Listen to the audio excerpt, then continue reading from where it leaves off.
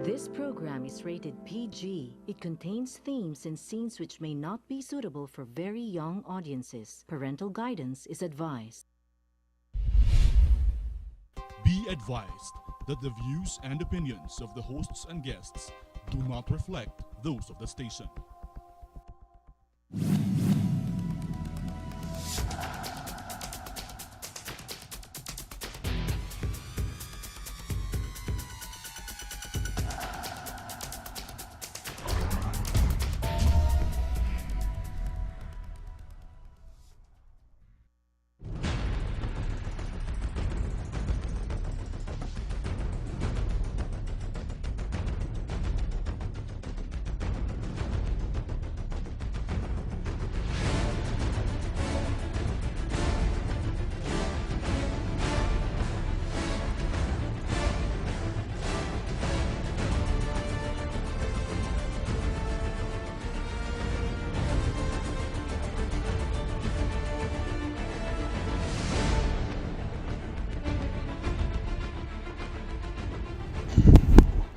Philippines, good evening. Maayong gabi sa Tibok, Luzon, Visayas, Mindanao, up to Sabah. Bismillahirrahmanirrahim. Assalamualaikum warahmatullahi ta'ala barakatuh. Ako po si Eric Espina. Ito inyong programang Republika. Well, patuloy po ang ating pagbabantay o pagtatanod sa mga taong nag-iibig na tumakbo sa darating na 2019 na halalan. Ito po ay tututukan natin itong mga taong gustong maging senador ng ating kataas-taasang kapulungan. Kaya meron tayong isang panauhin na isa rin tinig na dapat natin pinapakinggan at marami po itong may tutulong. Naging guest ko na po ito dati. Walang iba kundi si Butch Valdes. Siya po ay kasapi ng Katipunan ng Demokratikong Pilipino. Good evening, Butch. Good evening. Good evening, Eric. And it's nice to be back here with you. Yeah, it's been a while. Why is Butch Valdes running? Well, I was part of a movement, actually several movements that we have started as early as 2003, Save the Nation movement, and then Solidarity for Sovereignty, and then Renaissance Philippines, and then the last one is Citizen National Guard. All of them touching on economics or somewhat in politics, especially the Citizen National Guard. It was, the Citizen National Guard was, we identified for the people 5 enemies of the state. No? Okay. And we were saying that the country was under siege, and of course the president, and that if anything happens to the president, the whole effort would have come from these enemies of the state. No? And it's good for the people to identify who the enemies of the state are. And that was basically our move, and also to bring up the level of understanding of the people on what may ensue if and when President Duterte is taken out of office by force, especially. And that was Citizen National Guard. And while we were doing this, and this was started last year, 2017, January, we could see that the politicians and political parties were making moves in preparation for 2019. And as they were moving that way, our members were not happy with what they were seeing, because they could see that the political parties were moving for themselves and the politicians were just moving for themselves. Nothing to do with the concerns of the people, as always and as expected. And there was a clamor on the part of our membership this last few months, starting May actually, that we should get into the political arena. The idea is we didn't want to be observers anymore. Okay. As part of the gallery looking at these contenders. No? Since we were fighting for our country, we were fighting for our lives, no? We have to be in the arena doing battle with everybody. No? And there was wisdom in this move, because as kilusan, as movements, Just movements, yes. we're just outside and just voicing out, and it seems that our concerns were not being heard or listened to.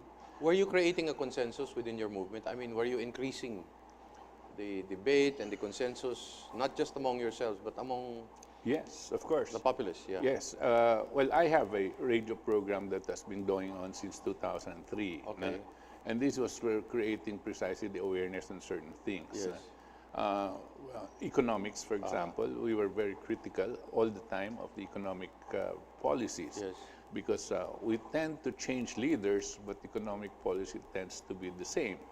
There has been a slight change with the Go, however, no, in terms of pronouncements of the president, no, but in terms of who the economic advisors are, no, they are no different from in thinking than the previous administrations, no, and you can see it very clearly. Did you feel, Butch, that the more you were right, the more you discovered that you were right, the more frustrated you got, and therefore that's why you took the plunge and got into politics? Well, exactly. Of course, you have that feeling, and you're advancing in age. And I said, if we don't do something, if we don't put up the challenge, if we don't go out into the arena and debate with these supposed leaders of the country, no, we would be doing the future a big disservice.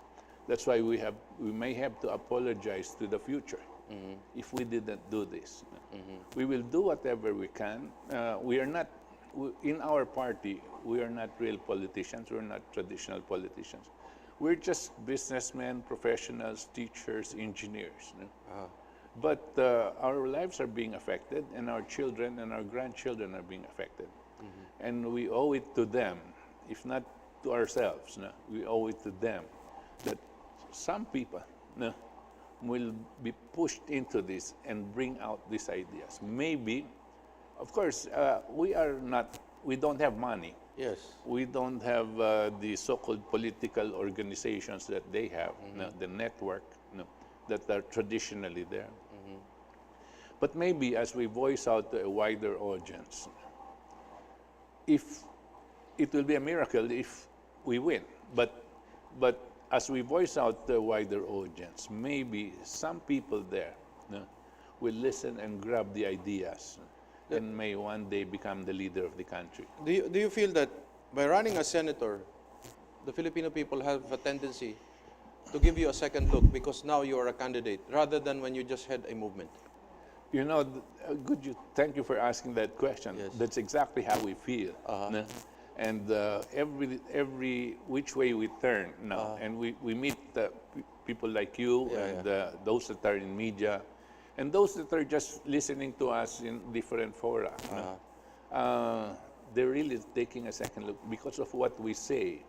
You know, our party, before we started it, and I had it as the chairman and founder of the party, I said, all right, we must be a party of principle and not of convenience, a party of ideas and not of personalities.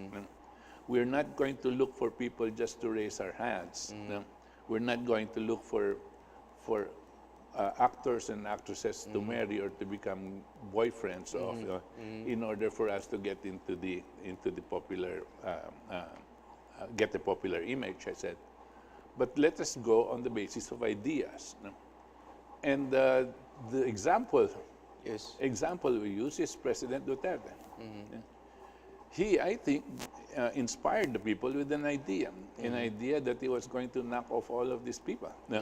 The drug lords, the criminals, the terrorists, and the corrupt.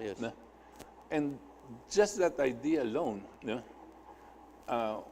propelled him precisely into the consciousness of people. Now, our idea is a little bit more expansive than that. We want to go into economics. We want to go into foreign policy and the threat of World War III, for example. We want to go into the awakening the people to look into the forgotten Filipinos, which is the family.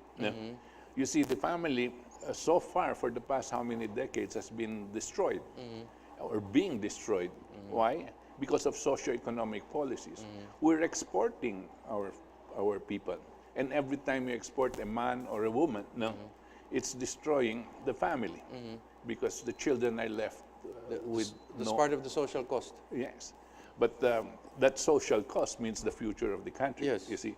And so we want to go into that and tie up all of these issues on economic and socio-economic policies. Just as a short and brief abbreviation of who are the 5 enemies of the state, for those who might not have caught that. Well, number one will be the ISIS-inspired terrorists. Okay. Because they aim to take hold of parts of the country and establish their caliphates. Okay. Number two with the Communist Party of the Philippines, who up to now don't want to lay down their arms, despite the fact that they mouth peace talks and Yes, so on and so yes. forth. And they continue to attack our installations. And they're not serious with the... I don't think they're serious. Okay. Number three is, of course, the drug syndicates. No? The drug syndicates are destroying society, and that's very obvious how they do it. No? Just their business, number one, and just allow that thing to permeate in different barangays and societies and families. No? Would you phrase it as drug syndicate? Maybe that would be on the micro level, but on the strategic level, Well, does KDP go further than? Well, yes. Actually, we can explain it all the way to international. But you see, when you say syndicate, that includes even political personalities that are involved in protecting or pushing, and directly. And there are people that are already advocating in the opposition right now, advocating legalization of drugs. How about geopolitical personalities?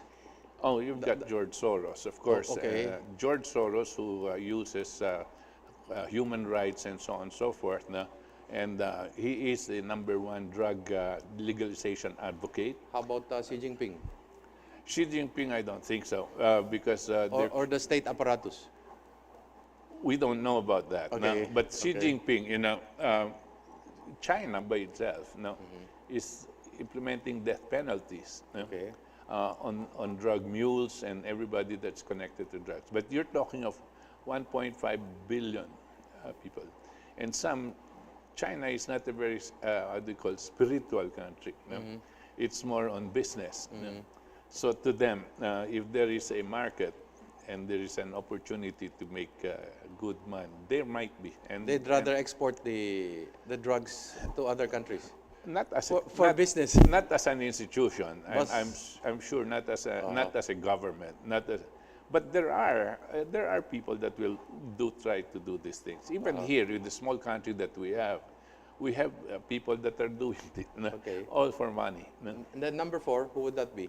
Number 4 are the yellow tards that are tards, okay. conspiring to get knock off the president, with the help of people like George Soros and that whole apparatus that he has, And then- that are regime change people. And number 5, and the president has identified it, Is the CIA. CIA. You know that there are people we call deep state in the United States that go contrary to what the President Trump wants Yes, to do, yes. right? They even want to kill President Trump. Okay. And no less than George Soros has actually practically said it, Okay. admitting that he wanted to do that. So anything that has to do with disruption of the sovereignty of countries, because a sovereign country means it will protect its people. And that's not the way drugs work. Okay. Magbabalik po ang Republika. We're going to return after these few reminders. Please stay with us.